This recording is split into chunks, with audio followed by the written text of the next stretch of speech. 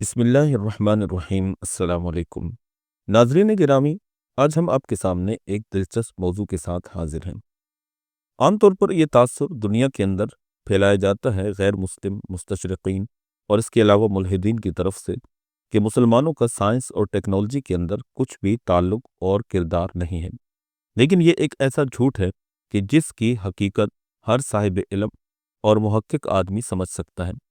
چنانچہ آج ہم آپ کے سامنے ایک ایسے مسلمان سائنسدان کے حالات لے کر حاضر ہوئے ہیں جس نے سائنس کی دنیا کے اندر انقلاب برپا کر دیا، اور اسی کے پیش کردہ نظریات پر سائنس نے ایسی ترقی کی کہ انسان ہواؤں میں اڑنے کے قابل بن سکا۔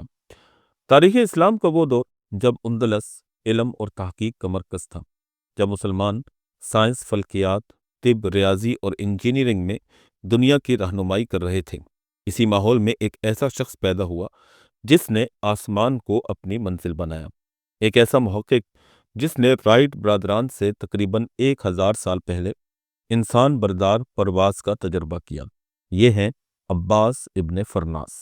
چلتے ہیں ان کی زندگی کے حالات اور ان کی خدمات کو جاننے کے لیے۔ عباس قاسم ابن فرناس 810 عیسوی میں رندہ اندلس میں پیدا ہوئے۔ اس دور میں اندلس خاص طور پر قرطبہ دنیا کی سب سے روشن ترین سائنسی تہذیبوں میں شمار ہوتا تھا۔ مسلمان حکمران علم پر بے حد سرمایہ لگاتے تھے، کتب خانے آباد تھے، ترجمہ کی تحریکیں جاری تھیں، اور مسلمان سائنسدان یونانی علوم کو اسلامی دنیا میں نئی جہت دے رہے تھے۔ ابن فرناس شاعر بھی تھے، فلسفی بھی، موسیقار بھی، انجینئر بھی اور فلکیات کے ماہر بھی۔ مستقبل کی زبان میں کہیں تو وہ ایک پولی میتھ تھے۔ ابن فرناس نے ریت سے شیشہ بنانے کے فارمولے میں جدت پیدا کی۔ قدیم اسپین کے مورخین لکھتے ہیں کہ ان کی کوشش سے اندلس میں شیشے کی صنعت مضبوط ہوئی، جو بعد میں پورے یورپ تک پھیل گئی۔ وقت ناپنے کے مسلسل تجربات میں انہوں نے اس زمانے کے لیے جدید قسم کی پانی سے چلنے والی گھڑیاں تیار کی، جو اموی خلیفہ کے دربار میں استعمال ہوتی تھی۔ اس کے علاوہ میکینیکل انجینئرنگ، ابن فرناس نے اپنے گھر میں مصنوعی آسمان بنایا۔ اس میں بادل بنتے، بجلی چمکتی اور آسمانی اجسام اپنی جگہ پر حرکت کرتے نظر آتے۔ یہ آج کے اسپیس سیمولیشن کا ابتدائی تصور تھا۔ اس کے علاوہ انہوں نے موسیقی کے آلات کو بھی سائنسی انداز میں بہتر بنایا اور طب میں بھی کئی آلات تیار کیے۔ اندلس کے مورخ الماقری ان کی ذہانت کا ذکر خصوصیت کے ساتھ کرتے ہیں۔ ابن فرناس نے پرندوں کی حرکات کا بغور مشاہدہ کیا۔ انہوں نے اس وقت کے علمی حلقوں میں پرواز ممکن ہے یا نہیں کی بحث کو عملی میدان میں بدلنے کا فیصلہ کیا۔ انہوں نے پرندے کے بازوؤں کے پھیلاؤ، ہواؤں کے دباؤ اور انسانی وزن کے تناسب پر تفصیلی نوٹس بنائے۔ یہ وہ دور تھا جب دنیا میں کہیں بھی انسان بردار پرواز کا کوئی مستند سائنسی تجربہ موجود نہیں تھا۔ اندلس کے مورخ احمد الماقری لکھتے ہیں کہ ابن فرناس کئی سال تک پرواز کا لباس تیار کرنے کی کوشش کرتے رہے۔ آخر کار ابن فرناس کی کوششیں رنگ لے آئیں اور 875 عیسوی کا سن آ گیا، جب دنیا کی پہلی انسان بردار کنٹرولڈ فلائٹ نے آسمان پر اڑان بھری۔ ابن فرناس سلک، لکڑی اور پنکھوں سے بنی ایک فلائنگ مشین پہنتے ہیں۔ بعض روایات کے مطابق انہوں نے بڑے پرندے کے پروں سے متاثر ڈھانچہ تیار کیا۔ وہ پہاڑی سے نیچے کی طرف دوڑتے ہیں اور ہوا میں بلند ہو جاتے ہیں۔ مورخین لکھتے ہیں کہ وہ کافی دیر تک فضا میں معلق رہے۔ یہ گلیڈر فلائٹ تھی جس میں انسان کا وزن ہوا کے دباؤ کے ذریعے نیچے کی طرف گلائڈ کرتا تھا۔ ابن فرناس کامیابی سے نیچے اترے، مگر لینڈنگ سخت تھی اور ان کی کمر کو چوٹ آ گئی۔ پھر انہوں نے ایک تاریخی جملہ کہا، میں نے پرندوں کی طرح دم نہیں بنائی، اس لیے میری لینڈنگ مناسب نہ ہو سکی۔ یہ دنیا میں ایروڈائنامک سٹیبلٹی کی پہلی سائنسی تشریح ہے۔ ابن فرناس کی اس خدمات کو یورپی مورخین بھی تسلیم کرتے ہیں۔ چنانچہ فلپ ہیٹی، جیورج سکینلن، لین ٹوونسنڈ وائٹ جیسے یورپی مورخین نے انسان بردار پرواز کی پہلی محفوظ مثال اسی کو قرار دیا ہے۔ یہ رائٹ برادرز 1903 سے پورے 1000 سال پہلے کی کامیابی تھی۔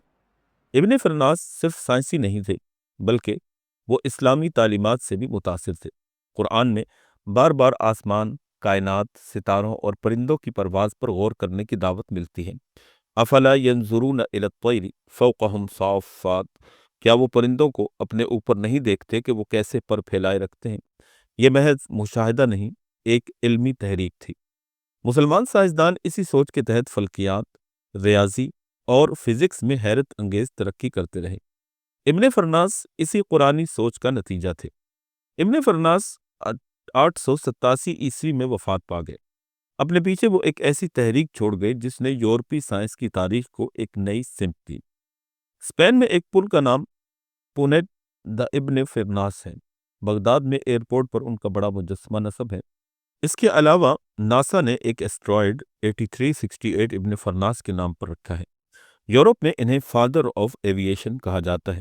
یہ اس بات کا اعتراف ہے کہ مسلم تہذیب نے سائنس میں وہ بنیادیں رکھیں جن پر آج دنیا کھڑی ہے۔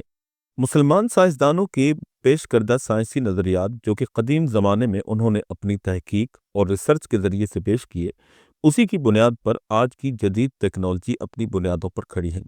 اور افسوس کی بات یہ ہے کہ مسلمانوں نے اپنے مسلمان سائنسدانوں کی تحقیقات کو اور ان کے ان علمی کاوشوں کو پس پش ڈال کر دنیا داری اور مال و زر کے پیچھے پڑ کر اپنی ان تحقیقات اور روشن ماضی کو یکسر نظر انداز کر دیا، جس کا نتیجہ یہ ہوا کہ اپنوں نے یعنی مسلمانوں نے ان کو جب نظر انداز کیا تو وہیں پر یورپ نے مسلمان سائنسدانوں کی تحقیقات اور ان کی پیش کردہ بنیادی نظریات اور تھیوریز کو اپنا کر سائنس اور ٹیکنالوجی کے میدان میں وہ لوہا منوایا کہ آج پوری دنیا کے اندر یورپ کا طوطی سائنس کے میدان میں، ٹیکنالوجی کے میدان میں بولتا ہوا نظر آتا ہے۔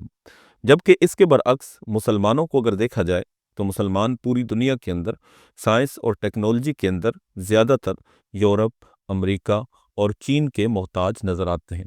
اسی طرح رشیا کے محتاج بھی نظر آتے ہیں۔ اس کی بنیادی وجہ کیا ہے؟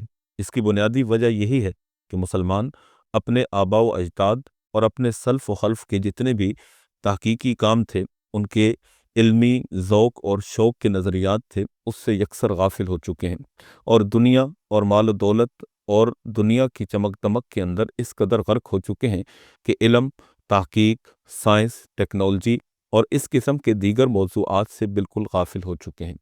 ضرورت اس امر کی ہے کہ مسلمان اپنے اندر شعور کو پیدا کریں، اپنے اندر بیداری کو پیدا کریں، اپنے آباء و اجداد اور اپنے ماضی سے سیکھیں کہ کس طرح ہمارے آباء و اجداد اور ہمارے پرانے علماء نے قرآن اور حدیث کو سامنے رکھ کر سائنس اور ٹیکنالوجی کی نئی نئی کھوجیں دنیا کے سامنے پیش کیں، جو کہ آنے والے زمانے کے اندر سائنس اور ٹیکنالوجی کی بنیادی حیثیت کے طور پر مانی گئی۔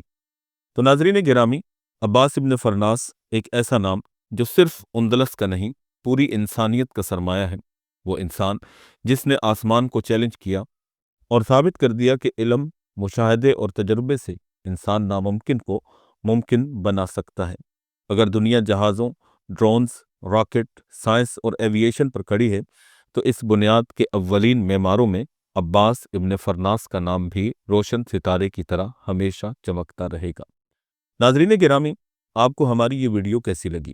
کمنٹ سیکشن میں اپنی رائے کا اظہار کر کے ہمیں ضرور بتائیے گا، اور مزید ایسی ویڈیوز کے لیے ہمارے چینل کو لائک، شیئر اور سبسکرائب ضرور کر دیجیے گا، اور ساتھ میں موجود گھنٹی کے آئیکن کو ضرور پریس کر دیجیے گا تاکہ ہماری نئی آنے والی ویڈیوز کے نوٹیفیکیشنز آپ تک بروقت پہنچتے رہیں۔ پھر آپ سے ملیں گے ایک نئے اور دلچسپ موضوع کے ساتھ۔ تب تک اپنا بہت سا خیال رکھیے گا۔ اللہ حافظ۔